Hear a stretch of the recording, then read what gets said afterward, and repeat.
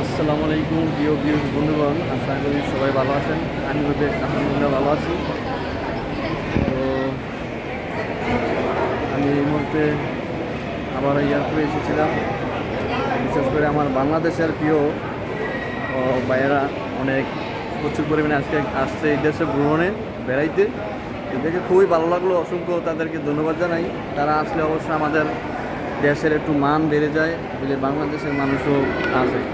তো বাংলাদেশের প্রচুর গেস্ট এই মুহূর্তে আসছে। তো আসল কথা কি, বাংলাদেশের যেসব ভাই বন্ধুরা আসে এই দেশে, তো আমাদের এই দেশে আমরা কাজ করি, জব করি। তো বর্তমানে এই দেশের মানুষ আর কি অবশ্য দেখে বাংলাদেশের প্রচুর গেস্ট ভ্রমণে এই দেশে আসে, বেড়াইতে আসে, করতে আসে, এনজয় করতে আসে। আমাদের একটা দাম থাকে। তো আমি অবশ্যই এই জন্য খুশি। আরও আসবে অবশ্য ঢাকার থেকে বাংলাদেশের বিভিন্ন শিল্পপতি বা বিভিন্ন ব্যবসায়ী ভাই বন্ধুরা এই দেশে আসবেন, ঘুরবেন, বেড়াইবেন।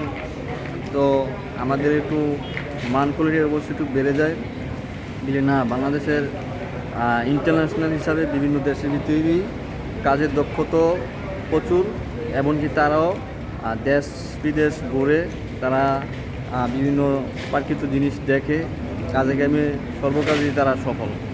তো অবশ্য আপনারা আসবেন, বিভিন্ন দেশ ঘুরবেন, যাদের টপিক আছে দেশ ঘুরবেন। সমস্ত দেশ ঘুরলে অবশ্যই একটা অভিজ্ঞতা হয়, সব কিছু বোঝা হয়, সব কিছু জানা হয়। একটা দেশ বিদেশ না করলে বলুন সব কিছু একটা আইডিয়া আসে না। আল্লাহ তাআলা পৃথিবীর ভিতরে কত সৌন্দর্য যে রাখেছে আমাদের জন্য, সেইটা দেশ বিদেশ না করলে বোঝা যায় না। তো আশা করি ব্যাপারটা সম্পূর্ণ আপনারা বুঝছেন। আর অবশ্যই আরও সুন্দর সুন্দর ভিডিও দেওয়ার জন্য আপনাদের মাঝে আমি অবশ্যই আরও চেষ্টা করব।